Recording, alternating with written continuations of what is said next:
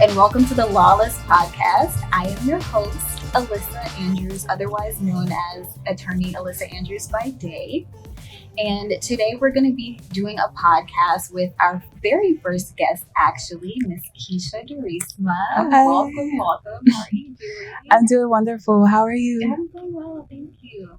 So today we're going to be discussing a wide variety of topics. So I kind of just wanted to jump into it, starting with how we know each other, first of all. Me and Kesha actually go way back. We go back all the way to FIU, right? Yeah, since college, yeah. That was the first time that we actually met each other, and I don't remember exactly what event it was or anything in particular, but we met initially because of a sorority, and that neither of us are part of currently, but yes. we met because of the sorority. And from there, you became basically my photographer. She takes bomb photos, everyone. Thank you. If you need a photographer. And, all of them actually are on my Instagram page. And I just, fell in love with who you were as a creative, and we really just meshed well together. And from there, it kind of just, blossomed into a beautiful, business working relationship. And now I would like to call it a friendship. Yes. So we have her on today to share her thoughts on some topics that we have pulled today. So we just wanted to start off with basically our careers and who we are, what we do, just so that we can kind of introduce ourselves to the people and just give them an idea of who we are and what we're going to be talking about, where we're going to be taking this podcast for today. So I guess I'll start off. I am a Florida family law attorney, amongst other things. I dibble and dabble in different types of law, but mainly practicing in family law. And that is my current career. It's my passion. It's my joy. It's really hard, but I love it. And I'm riding it until the wheels fall off currently.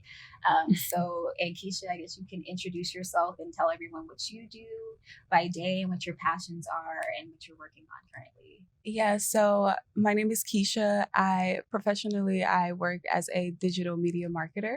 So I help small businesses with their social media presence.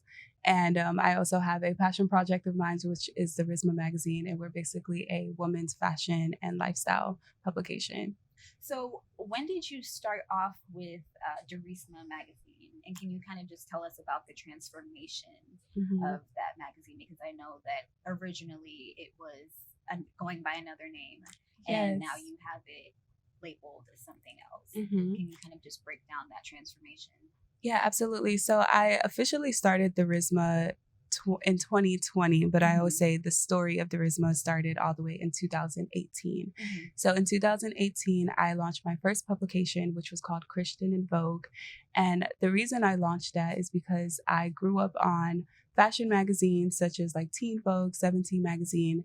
And I noticed that, to me, I felt like there was a degradation as far as the direction that those magazines were going.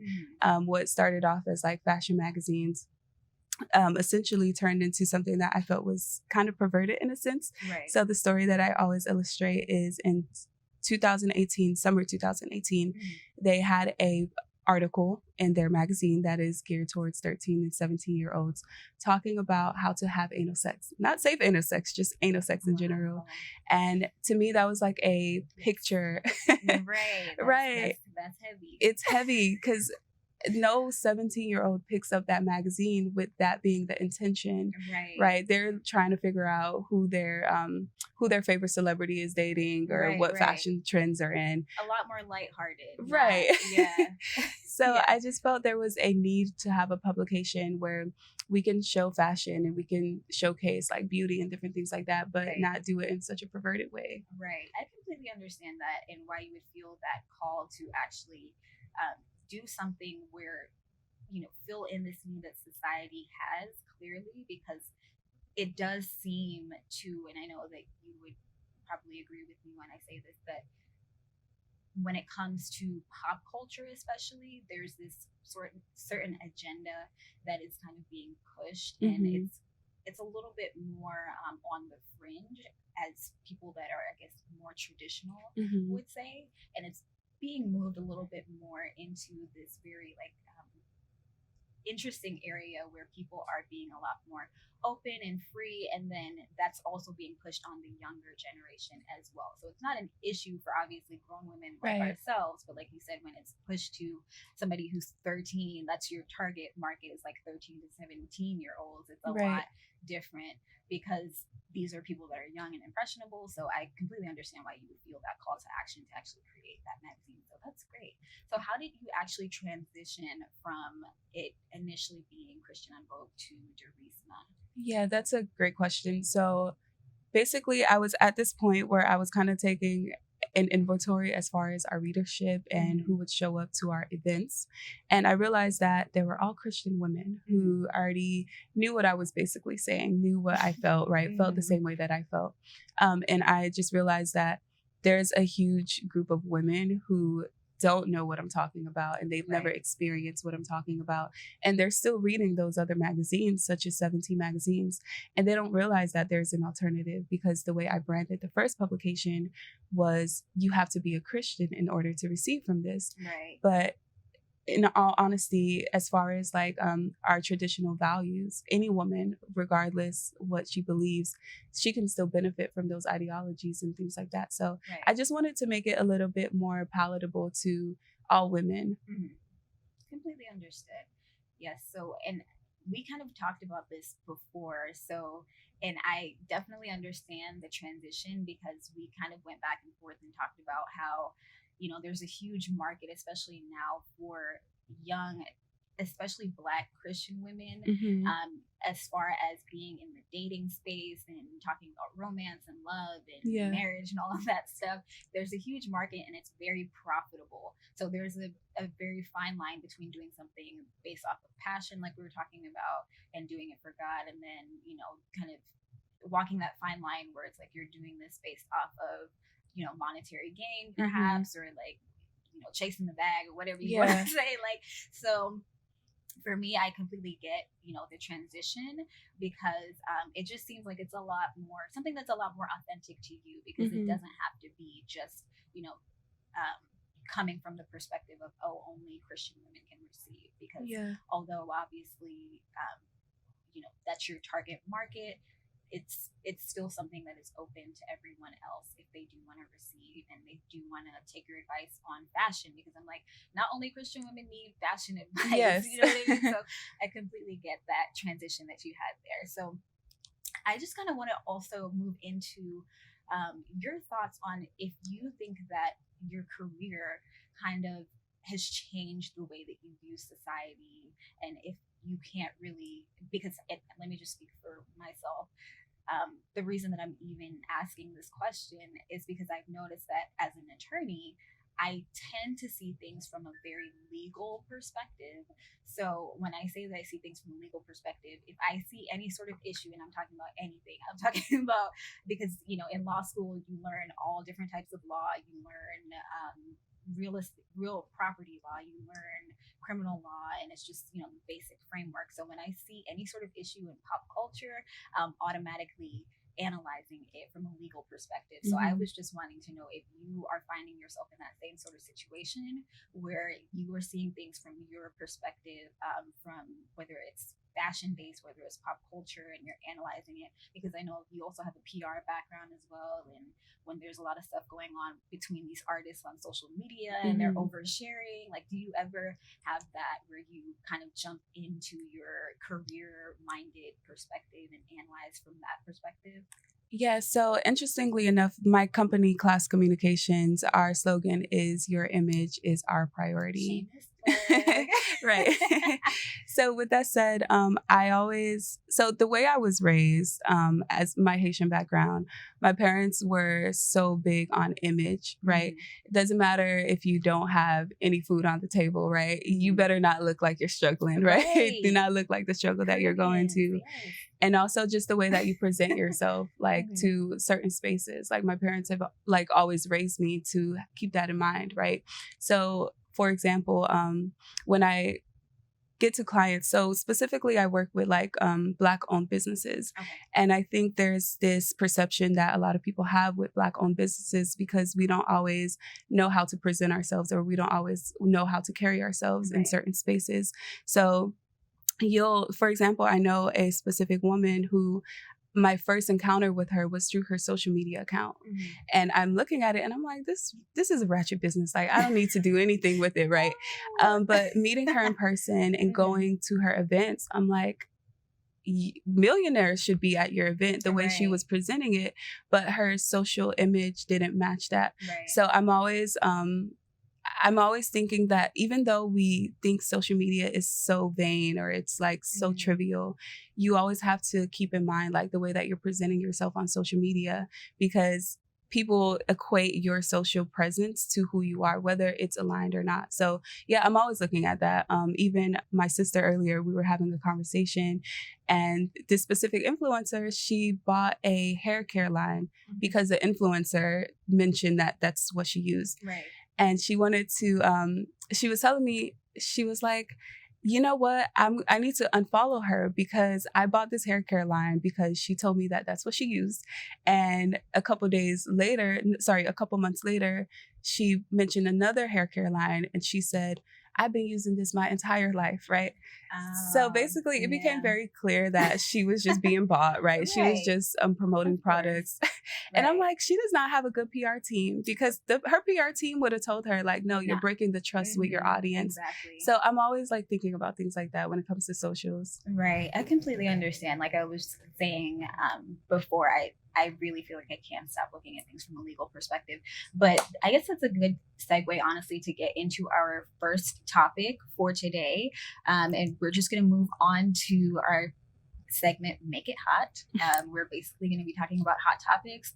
And one of the biggest things that I have been seeing lately, and this is on social media in general, and we talked about this last time we were together, are men like Kevin Samuels that have been kind of sharing their perspectives on women and their image and the way that we present ourselves to men. So I kind of wanted to have an open discussion as to, one, should we be giving any deference to men like him and what they have to say? Do all men think like him?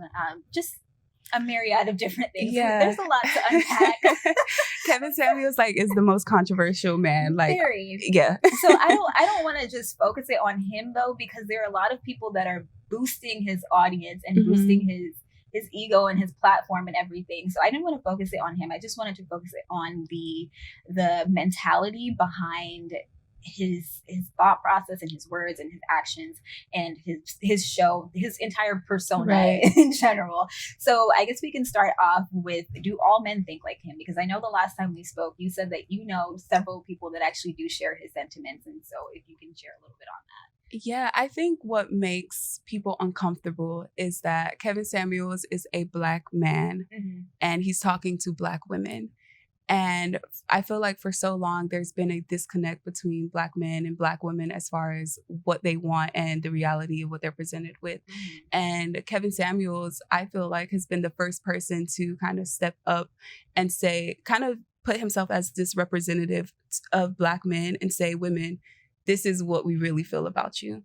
And I think a lot of women just don't receive it because Black women, let's be honest, and I'm in this space too, we put up so much events just empowering women, saying, you're great, you're beautiful, you don't have to work on yourself, just accept yourself as for, body positivity, all these things. And yes, those things are great, but at the same time, we can't be mad if we can't find a man because we're not focusing on what the men are telling us that they want.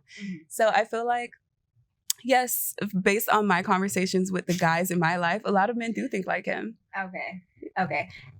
From my perspective, and I'm going to get back to the points that you were making, but just to share my perspective first, I really think that, and not even I think, I know that the reason that Kevin Samuels even exists and men like him even exist, even on the opposite end of it, because you have men that are pandering to women. You have men that are, like Derek Jackson. Right. Listen, you have men that are out here like Kevin Samuels on one end of the totem pole, and they're basically on one extreme, and they're saying, women, you need to lose weight, you need to do this, that, and the other, you need to straighten your hair, whatever they have to say. And then there are men that are, and this is uniquely most of the times in the Black community, mind you. Okay.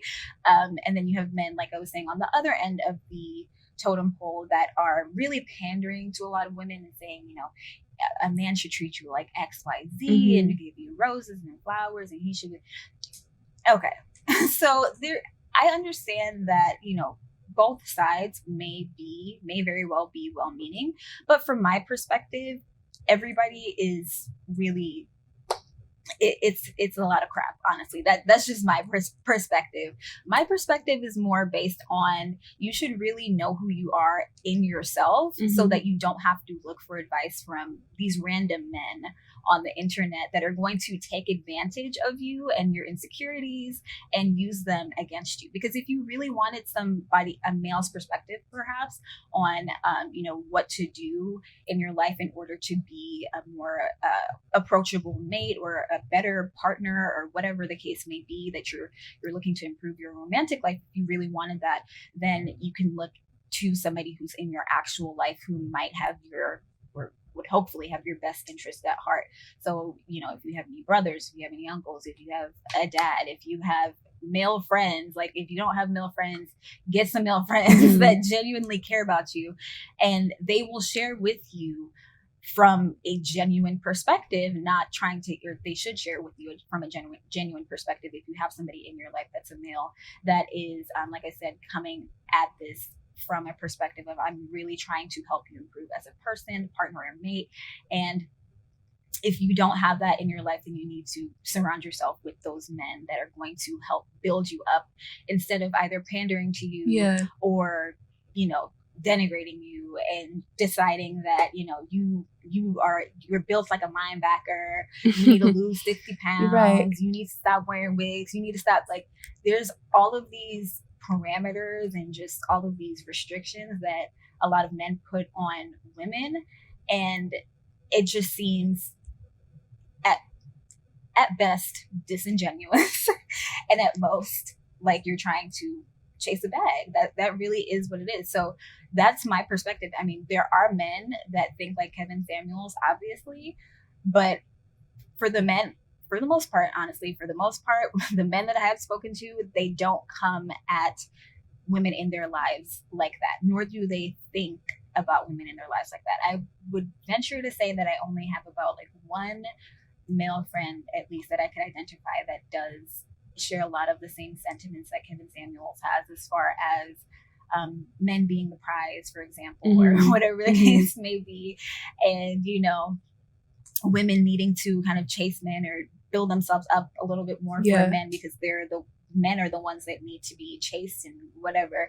So there's only like one guy in my life that thinks like that. I'm kind of just like, I really roll my eyes at him every time that we talk, because I'm like, or every time he shares something on social media that kind of like mimics that perspective, because while your opinion may be valid from a certain point, it also begs the question that, okay, and honestly, I feel like this is the same thing that men say to us too. Okay, then what are you doing wrong in your life that you're not attracting the type of person that you are looking for? And so I think that's my whole question. If women are tasked with doing that same thing, and men like Kevin Samuels are saying, like, don't give your womb away and your vagina away to a man and give them children, and he hasn't given you a ring and you're just a baby mama, or whatever the case may be, and then they're putting on all of the onus on the women to pick a better partner, then why aren't we also putting the onus on males with that same sort of energy? Because people say, oh, Kevin Samuels does that too, but he doesn't do it as much as he does it with women, for the sole purpose that he knows that he gets a lot more views when he does it with women, and he has that shock factor to a lot of the stuff that he says to people. Yeah. And I think the issue with platforms like that is, we live in a generation that I feel like is they kind of have like a sheep mentality. So a lot of men, they stumbled upon Kevin Samuels, and though those weren't their sentiments before, they kind of see the clout that he's getting and the respect that he's getting, and they just subscribe to everything that he says as if it is law. Right. But we don't understand that this is one man's opinion, and he can have this opinion because guess what? Kevin Samuels is that quote unquote high value man that women would want, right? I'm sorry.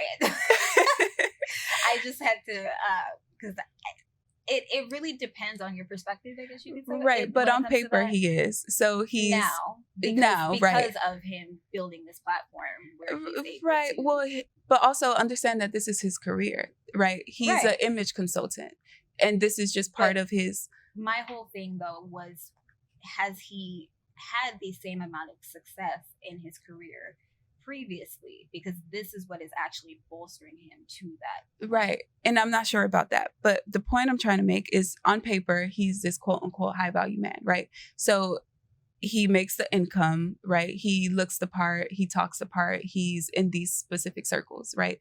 But I feel like the problem is men who are not making that money and they don't look the part and they don't really fit the criterias of a quote unquote high value man.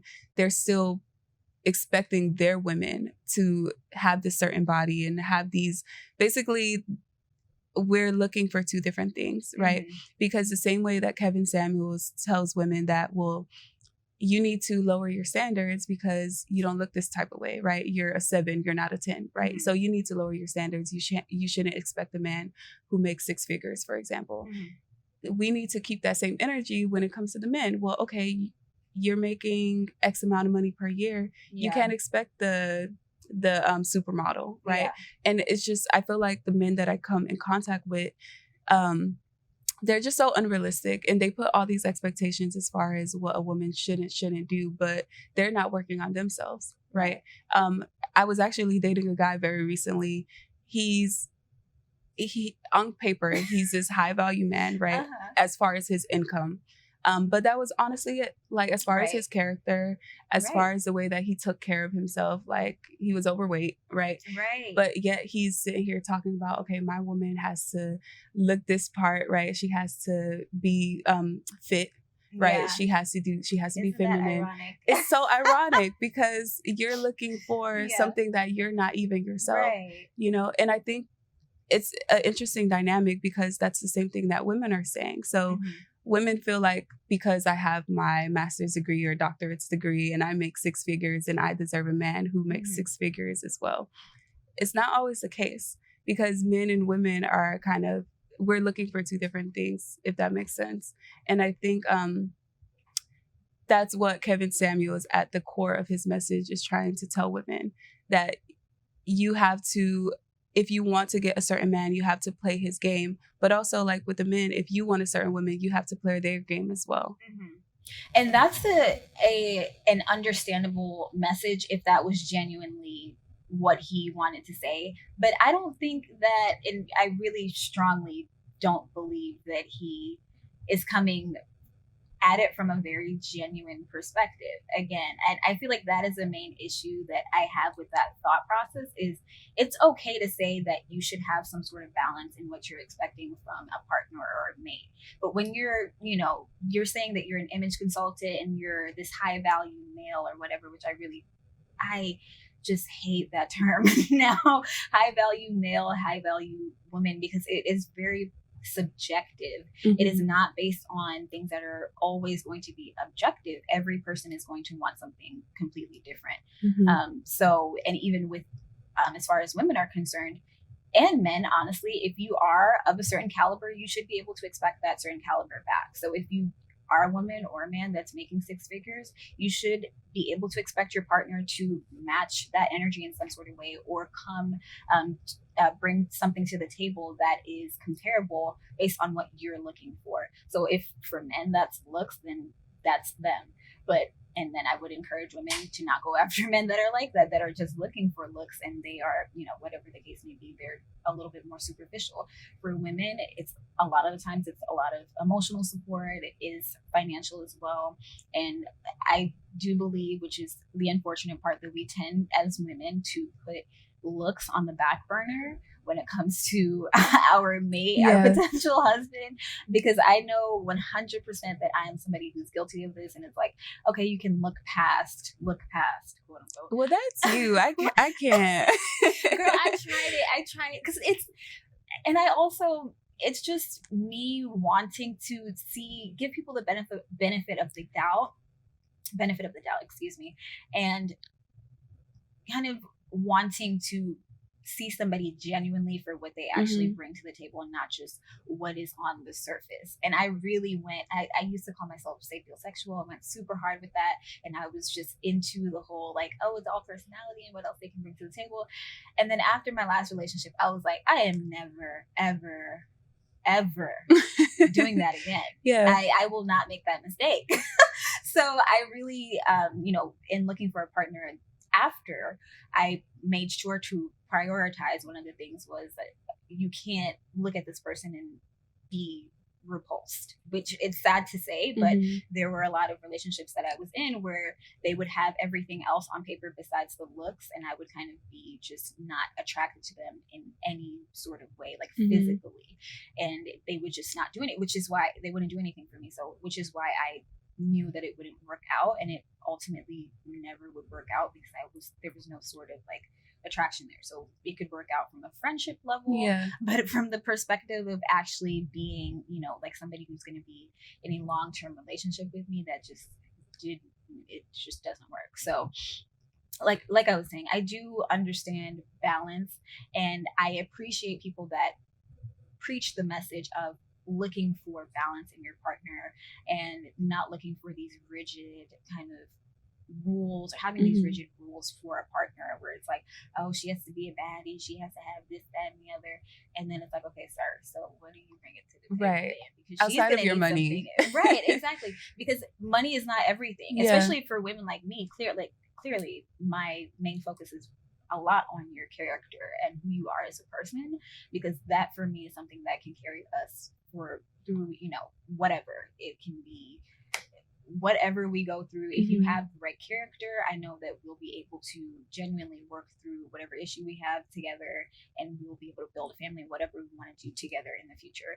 Your 6-figure salary, I'm sorry, is doing little to nothing to help that, honestly, because I'm somebody that I'm like, I can make my own money as well. So I'm not completely dependent on a man to be able to make a certain salary for our family to thrive and survive, or whatever, So I kind of just put that to the side. So it's like, really, if you're not talking about your money and that's the only thing you're basing your high value malehood on, like I don't understand what that is. So for me, that's why it's very tricky when people start talking about high value male, high value woman, because it's very superficial a lot of the times. It's not somebody that, I never hear anything about a partner that supports you and your goals. I never hear anything about a partner that wants the same things as you out of life, as in like they want children, or they don't want children, or they want to travel the world, or they're more of a homebody. I never hear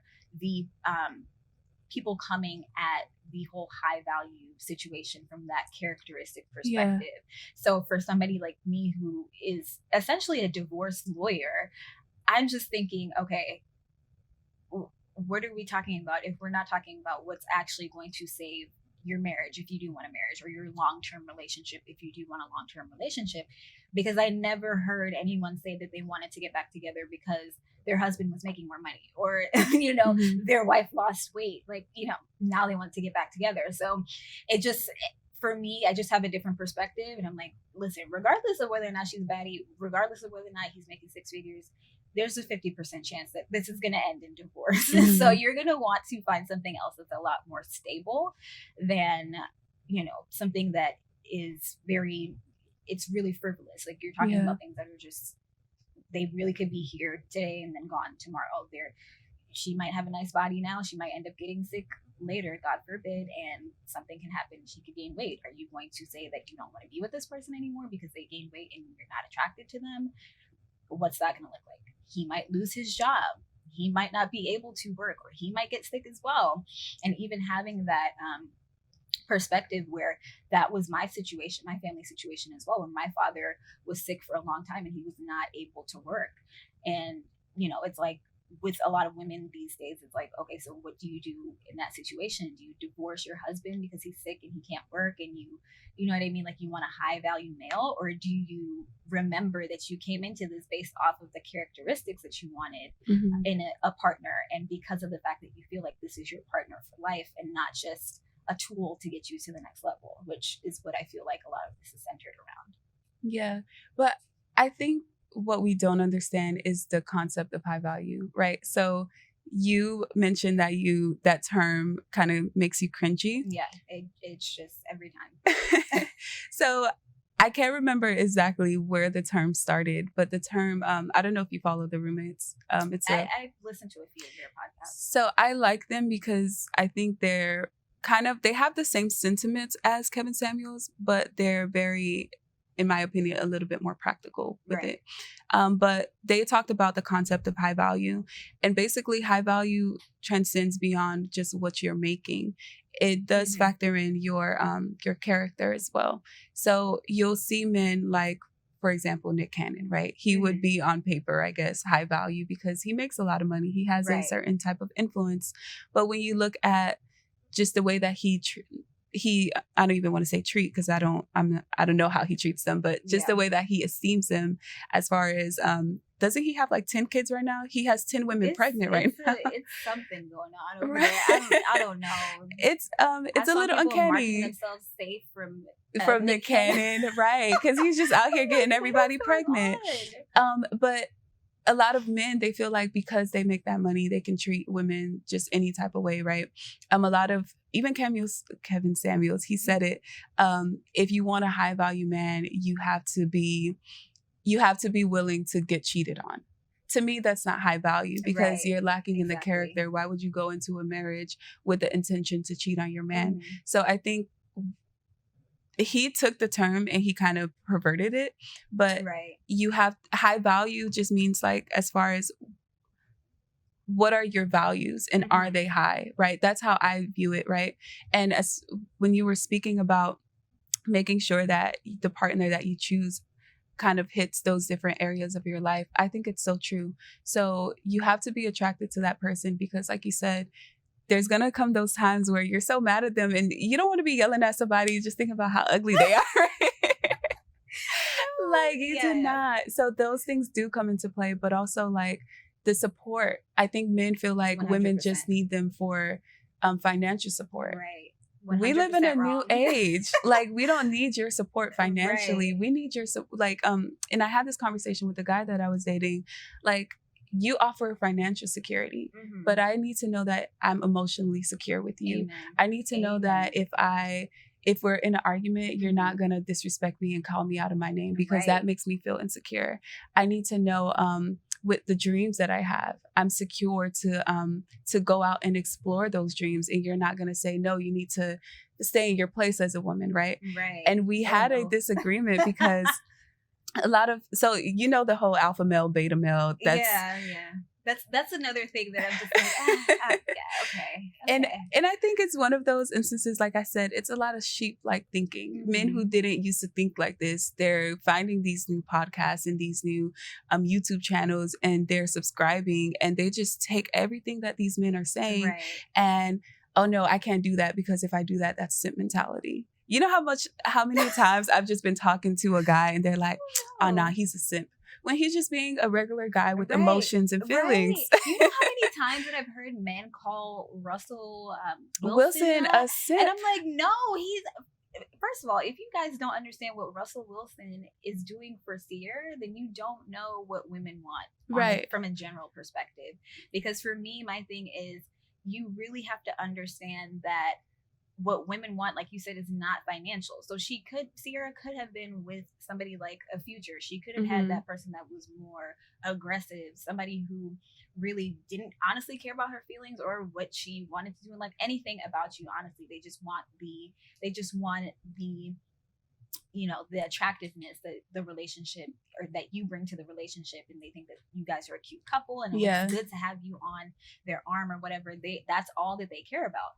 But when it comes to somebody like Sierra, in her mind, and for a lot of women, what you think of as high value and a high value male is somebody who, like you said, is a lot more mature emotionally. So they would in turn allow, and I don't even want to use the word allow, but just encourage their partner, their woman, to explore their emotions, their feelings, to feel comfortable when their partner is speaking to them. Like, there's a lot of things that men are missing when it comes to what a woman wants, and a lot of it does hinge on emotion, because what is it to say that you have $100,000 but you're somebody like a random celebrity that is saying that, okay, I'm not going to do XYZ for my wife because she has a great life. I give her all this money. Yeah. I don't need to talk to her about her problems. She can go to a therapist for that. I give her money for everything. It's like, that doesn't make you feel like you have a partner. That doesn't make you feel like you have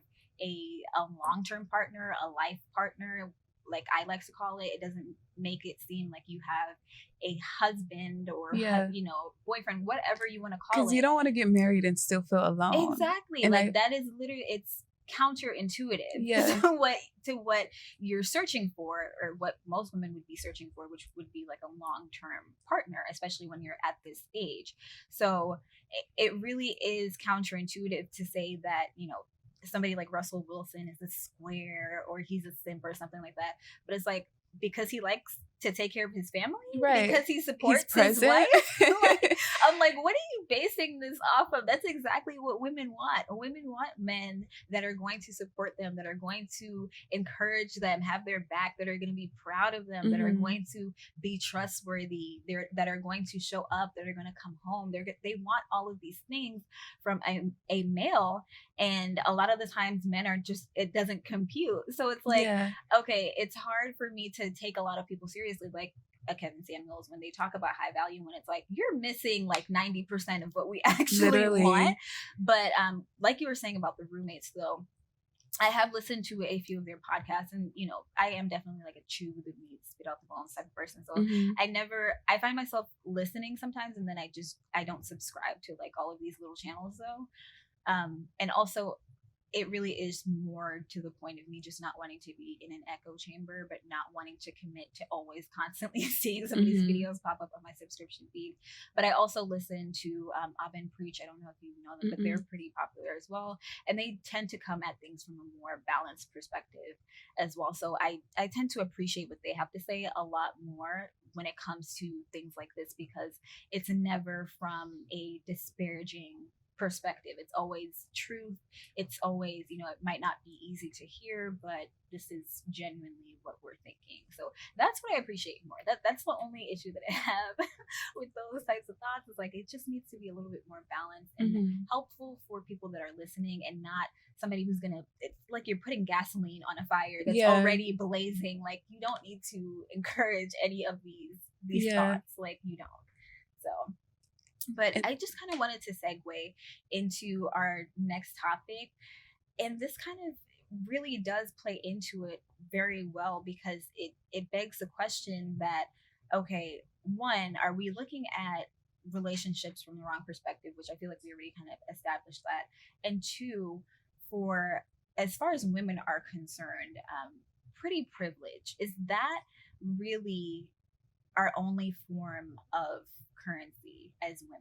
And kind of your perspective on, one, what pretty privilege is, and what you feel like it means for women. Yeah, it's interesting that you just segue into this, because I've always been one to believe that the same way I don't appreciate when a man comes at me and he's flashing his money, saying like, oh, like, you should choose me because I have money, whatever, right? Yeah. I feel like we've only allowed that because women, I feel like the equivalent to that, I should say, is women coming at a guy and saying, choose me because I'm pretty. I agree. Right? The money can get you in the door. Your looks can get you in the door. But at the end of the day, like, we have to, like you said, like, it's not our only currency. Right. And I feel like, yes, it could be used as a privilege in certain spaces as far as your dating life, you know, even being one to like be in the fashion industry.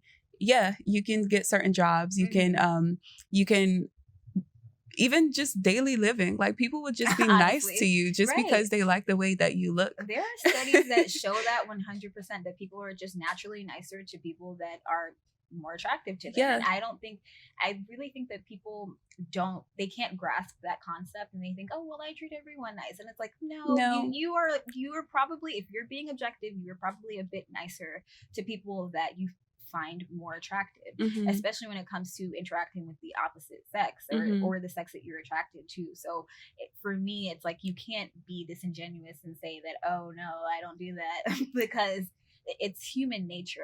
It really is. And it's not something that you can turn off or turn on per se. You can just be more aware of it so you can understand, okay, I need to treat everyone realistically with the same amount of respect.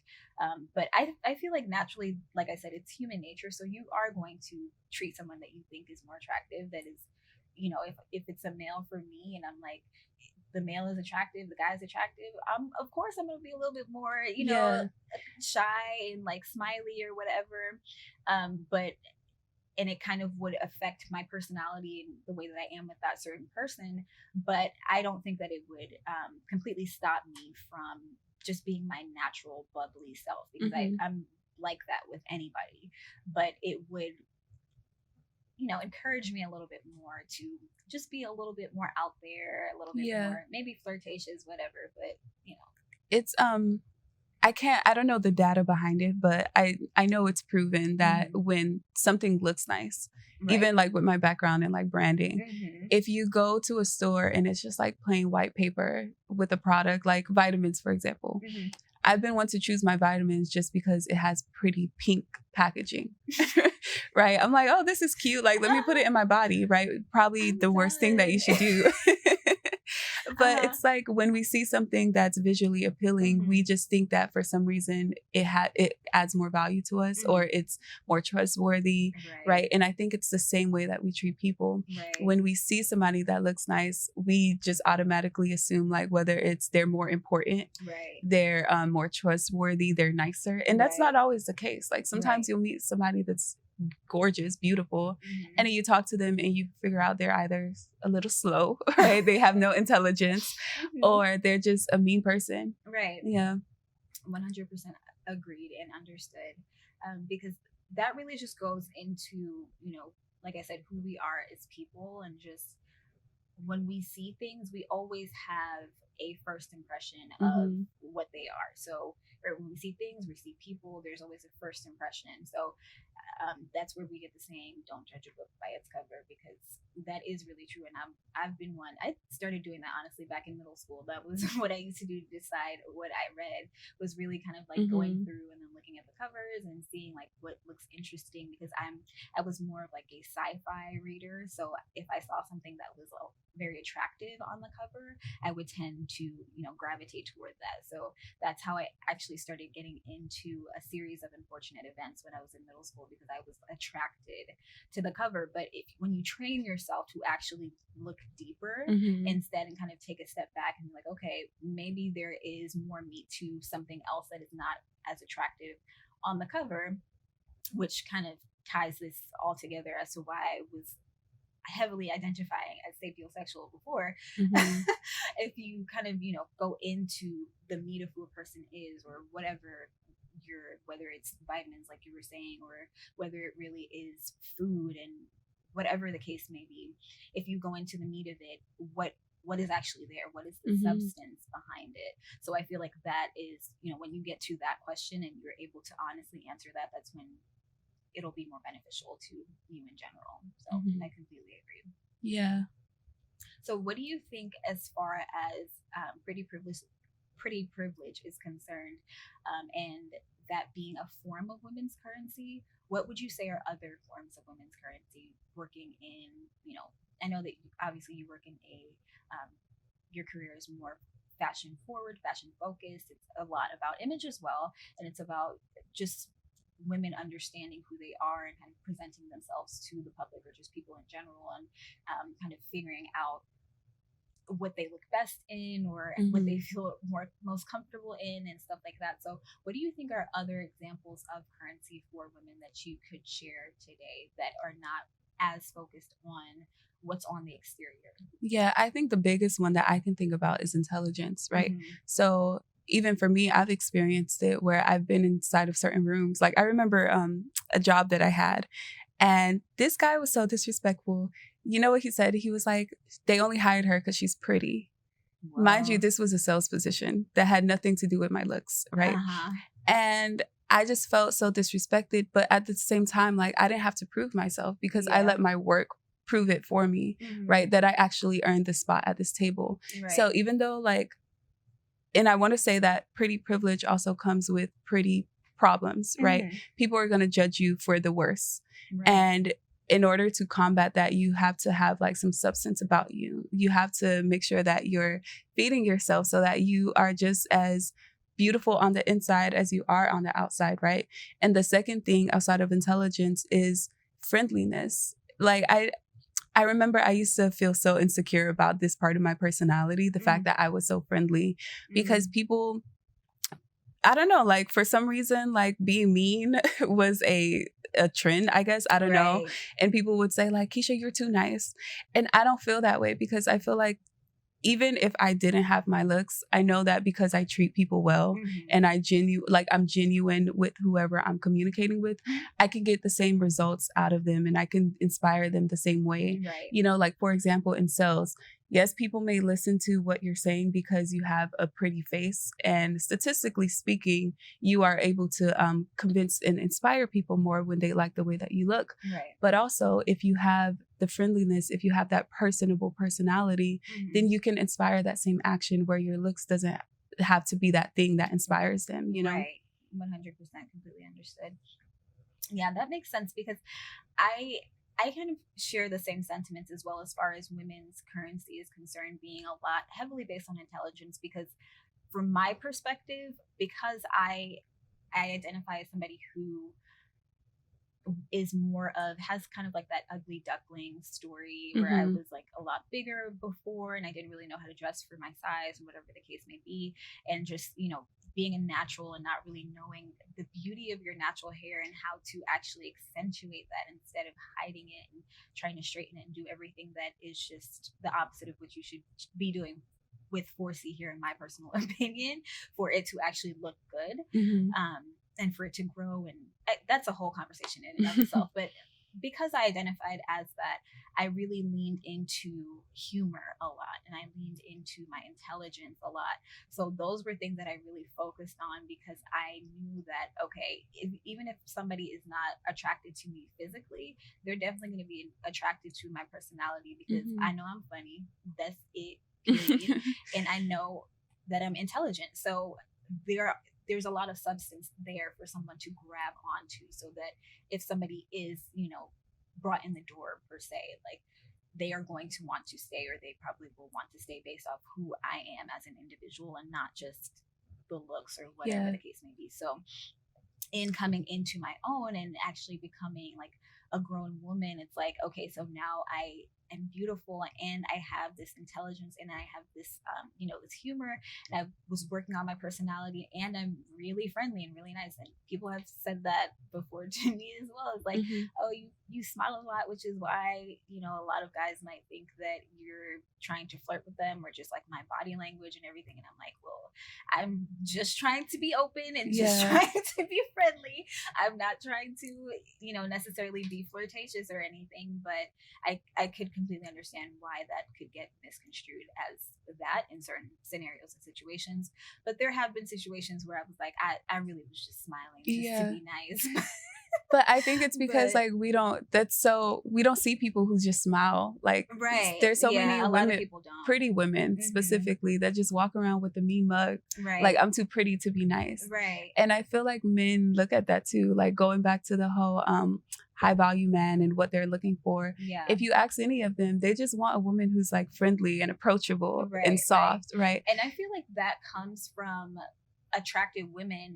They kind of are trained to be like that in a sense, because of that energy, where it's like, if somebody that is perceived as attractive, at least as far as women are concerned, and I know from my friends' perspective as well, if they are too smiley or too like bubbly or whatever, men take it as, oh, you're flirting with me, and they try to like come on to them. So they have learned to really be reserved and go into a shell of themselves and kind of like, unfortunately, reduce their personality and their friendliness, because they feel like, oh, if I laugh too much, or if I smile too much, or if I do whatever with my body language, this man is going to think that I want them in a romantic way or whatever the case may be, which I feel like is understandable as well, because you never want to be put in a situation, an uncomfortable situation, especially where there's mixed signals, because I've been in that position where, you end up being at somebody's home thinking that, for me, there was like one time I thought somebody was gay, honestly. And then I found out that he wasn't, in the most awkward way. And I was just like, oh, this is not. It's one of those parties. Okay. Yeah, I was like, I thought we were just friends. Yeah, that's so awkward. I'm confused. So I completely understand why a lot of women kind of have that guard up at first, at least.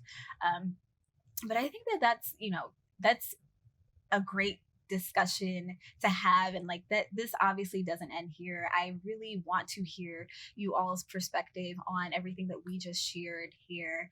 Kesha, I really wanted to bring it back to you again in your career, because I know that it's still a work in progress for you, but what advice can you give to somebody that is saying to themselves, I want to get to where she is currently? As far as career? Yes. Okay. As far as career is concerned. So this sounds cliche, but the most I can say is just like follow your heart, right? Okay. So I've worked professionally like in 9-to-5 jobs before, and just never felt like it was fitting for me, like feeling always out of place and whatnot. And just the way the cookie crumbled, I feel like life kind of forced me into really pursuing my passions as far as like digital media and all these things. And again, it sounds cliche, but the passions that you have, it's there for a reason, right? So I used to think like, how in the world am I going to couple my gift with writing, my passions for writing, my passions for photography, my passions for graphic design? What does that look like, right? And when God gave me the idea to start this communications business, literally I hit all of those points in my business. So to me, it just goes back to like finding your purpose. And that's something that we also talk about in the magazine, is like figuring out your purpose. But figure out what you like to do. Figure out, where do you see yourself fitting in society? Like, what problem can your gift solve? Right. And just go for it. What's your niche? Exactly. Just go for it. Okay. And for somebody that wants to more specifically kind of get into like the fashion area, being on social media, what can you tell them practically as practical advice, beyond, just what if somebody's listening and they're saying, I already believe in myself, and I'm really trying to pursue this actively. What advice can you give them as far as, circles that they should be a part of, or people that they should want in their circle, or whatever the case may be? What can you say to those young women that are trying? Yeah, a lot. So I think it's a lot that I've seen. So number one, you can't be afraid to like invest in yourself. And investing could look like monetary, but it could also look like time. So oftentimes I feel like people, they're so hyper to get into certain spaces, and they feel like they're entitled to that space, right? So for example, even though college is great, and I have a degree and everything, and if that's what you want to do, absolutely. But do not feel like you're entitled to a job because you have a degree. More and more, we're seeing that not being the case, right? So many people are graduating and they still don't have a job. So pay your dues, as far as if that means taking a free internship even after you graduated. Invest that time, right? If that means I think I've taken so many more courses even after the fact that I've graduated, because I understood that my learning wasn't done, that I still had so much more to learn. But also, another mistake that I see that people make is not learning their industry, right? If you want to go into an industry, like, don't halfway it, right? Go into the industry with the mindset that you're going to be the best in the industry. Right. But in order to be the best in the industry, you have to know what your competitors are doing. You have to have that market research behind you. So, for example, I can't say that I want to have a magazine, but yet I don't understand the business of a magazine, right? So taking that time to learn, but also networking. I think, how they say your network is your net worth. Right. It's not about what you know, it's about who you know. So 100%. We get in this mindset where we don't need anyone and we can do it all on our own. But honestly, you can't. Like, you need people. I You really do need people. So going out and networking, even if it's on social media, like slide into somebody's DM that's doing something that you want to do. Ask them questions, or being humble enough to do that. Exactly. Being humble enough, not feeling that you know it all. Yeah. But also, you don't always have to approach them with the expectation to get something from them. Just approach them to try to build a relationship with them, have a friendship, and maybe that can turn into a mentorship or whatever it is. But those would be the three things. Okay, well, that is very valuable advice. I completely agree with that, especially being an attorney. Like you said, it's not what you know, it is who you know. Because honestly, if I didn't have the network that I have now, I wouldn't have the position that I have now. I wouldn't have the experience that I have now. I don't even know what field of law I would be in, honestly. It really, everything happened by chance, and it was really just based off of my connections. So that when it comes to networking, I 100% tell everyone it is definitely about who you know. And when all of your preparation meets opportunity, you need to be able to be prepared to jump into action. So I 100% agree with that and echo that sentiment as well. So we can move on into our last and final segment. I know we only have a few minutes, but I kind of wanted to briefly talk about this. This is our section, Bills to Watch, and we kind of just wanted to discuss this push for gender neutral bathrooms, and not specifically talking about that, but using that more of, this is really just more of a talking point, honestly, for us to talk about universalism and the idea of like multiculturalism, because I know with gender neutral bathrooms, there's a lot of tension from conservatives specifically, feeling like their rights are being infringed on because of this new segue from the separation of the genders to there being more gender fluidity and all of that stuff. So I just wanted to talk about and have a conversation, candid conversation, really quickly about the marriage and the marriage of a lot of different religions, and the place that America and just the Western world in general is heading, as far as being a little bit more liberal and being a lot more open as far as people and religion and gender and all of that stuff is concerned. So I kind of just wanted to start it off with the general question of, do you see positives to things like universalism, where there's this general idea that religions can kind of just like coexist and people can coexist in general? And like, what are your thoughts briefly on that? I think in a perfect world we would be able to coexist. However, what we're seeing today is, in this attempt to coexist, we're kind of demonizing everyone who doesn't think like us, right?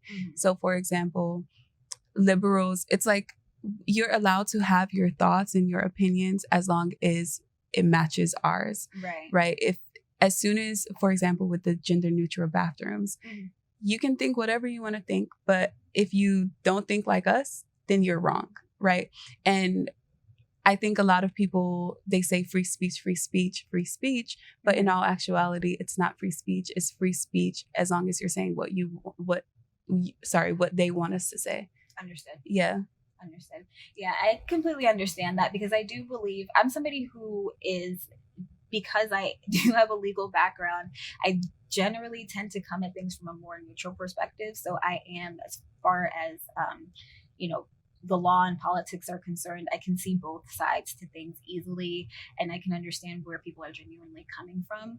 I do echo the sentiments that, in a perfect world, people would be able to coexist and universalism wouldn't be a problem. The only issue that I personally see, though, with things like universalism and multiculturalism is that it does tend to strip away a lot of culture in general and a lot of people's personally held beliefs, not because that they're wrong or even they might be antiquated, but just because they're antiquated doesn't necessarily mean that they're always wrong. It's just a different perspective. So that's more of the issue that I see with things like universalism and multiculturalism is, okay, that all sounds great, but what happens when certain people are forced into a specific culture and they're forced to kind of assimilate to that culture? Does that mean that just because there's multiculturalism or universalism that somebody is going to start losing their culture? Does that mean that they can uphold that culture and still remain true to who they are at the core of themselves without kind of sacrificing what they really believe in, whether it's from a religious perspective or culturally or whatever the case may be. But I definitely want to revisit this conversation because it's not something that we can really talk about from in 5 minutes or anything like that. So I do want you guys to comment down below and comment your opinions on universalism, as well as everything else that we talked about, because I know we talked about a lot. So I want you guys to tell me your opinions and share in the comments what you feel about this first episode and a lot of the thoughts that we shared today and what your personal perspectives and opinions are. I'd love to hear them because this is not obviously the end of the conversation. We probably will end up revisiting this a little bit just from a slightly different perspective. But I wanted to thank you for being on my first podcast. It was great, like just having this conversation with you and kind of going back and forth about our thoughts and everything. So thank you for being here. Thanks for having me, Alyssa. I enjoyed it. Okay, so I'll see you on the next episode, everyone. Thank you for tuning into the LAWless podcast. Bye.